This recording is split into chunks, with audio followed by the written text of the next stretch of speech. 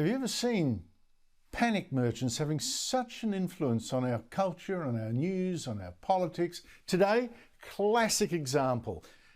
And it's a warning to the Albanese Labor government. Do you really want Environment Minister Tanya Plibersek whipping up fear? Our environment is doomed, promoting and giving the Greens all the ammunition that they need to now smash Labor as environmental wreckers, dragging the chain. It's just, to me, none of this makes sense, because when you drive over this wide brown land, or if you drive over the beautiful hills that I live in, well, you would see a thing of beauty.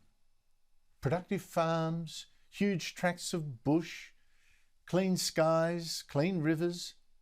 But today we got another of those 5-yearly State of the Environment reports commissioned by government that predictably saw only doom and destruction.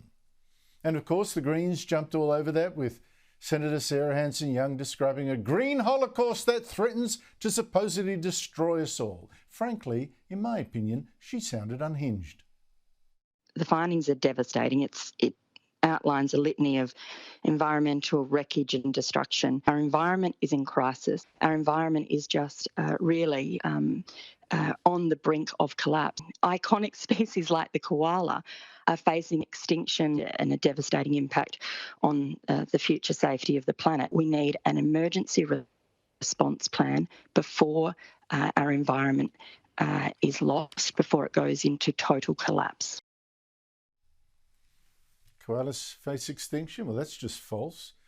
I mean, numbers are declining in some areas, but in other parts of the country, like Victoria, it's not even listed as endangered. And a total collapse of our environment. I mean, again, this is nuts. It's precisely because Green campaigners exaggerate like this that I trust absolutely nothing they say, and nor should you.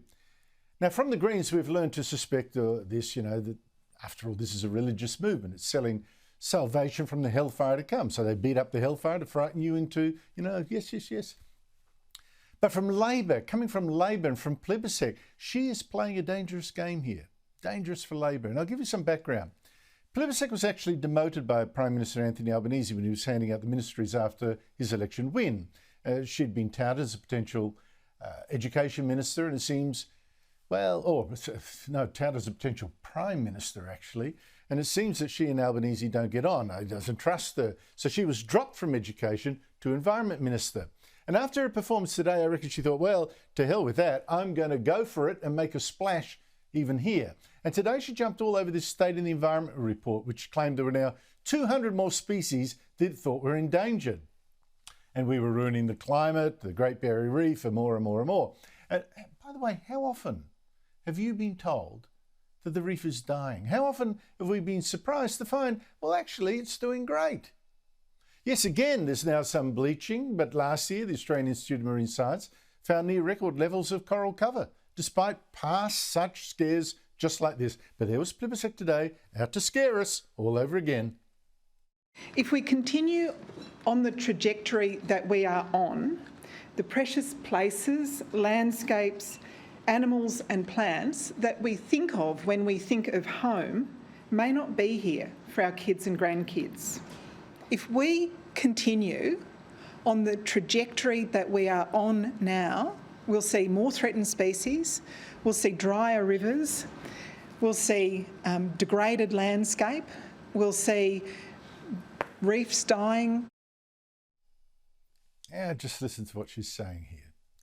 I mean, the global warming crowd can't even get this story straight. Plibersek says we've got to do something to stop our rivers getting drier. Well, in Eastern Australia, I thought the problem was that the rivers were flooding. Anyway, she was on a roll. If you believe Plibersek, our environment got dramatically worse in the 5 years since the last report, all because of the Liberals and Nationals. True. From Tony Abbott to Scott Morrison, from Barnaby Joyce to Matt Canavan, the Liberals and Nationals came to power with a mission to put the environment last, to repeal climate legislation and to slash emissions reduction targets. I mean, you're really supposed to think that the Liberals could have changed the world's temperature all by themselves and turned our environment into the Garden of Eden. I tell you, the Green movement has left science so far behind. Now, Plibersek said several times today that this State of the Environment report was shocking, it was confronting, she had no idea things were quite that bad. Actually, she should have held on to that thought and been more sceptical, challenged some of the findings. But instead, she decided to lock away even more of our land to stop it from being logged or farmed or built on for houses. We do need to change our laws. If we stick with what we're doing now, we'll keep getting the same results, which is an environment in crisis and getting worse. I'm going to consult very widely before putting a date on when I want to see an EPA up and running, but I would anticipate that we'll be looking at new environmental laws next year. And she promised to lock up 30% more of our land and our seas. 30%. And you've got to ask, how much more land must we lock away? I mean, already we've got 20% of our whole continent, national reserves. Half of Tasmania, national parks already, or some form of protected land. And to lock up, I'll say, oh, well, look, we've got to lock up even more. What's the cost of that, by the way? Plibersek's response tells us something about the anti-human agenda of today's green movement. This apparent idea that land without humans, a touch of human trace, that is the best land. So if you, say, change scrub into productive farmland, that's now called environmental damage. But no, in fact, I happen to think that a farm can actually be quite beautiful as well. And for humans, it's good news, obviously. But not apparently to Plibersek. Too much clearing of habitat has already occurred. Now, I mentioned the danger that Plibersek is whipping up here for Labor. Here she is saying, oh my God, the environment, it's a catastrophe, worse than ever imagined. If we don't change things, we're going to lose the reef, we're going to lose koalas. And listening to that, I thought, well, hello, you're just leaving yourself wide open here. I mean, some journalists, I thought, well, they're going to, and most of them are green, as you know, they're going to say, well, Ms. Plibersek, if things are that bad, then surely, worse than you thought, then surely even Labor's plans to slash our emissions by 43% by 2030, still not enough. And bingo, I no sooner had this idea than it turned out absolutely true. Here's Plibersek caught out, struggling to find an answer. We now know things are much worse than we thought they were going to be. Isn't the fastest way to cut down on carbon emissions just simply to say, right, no more coal mines?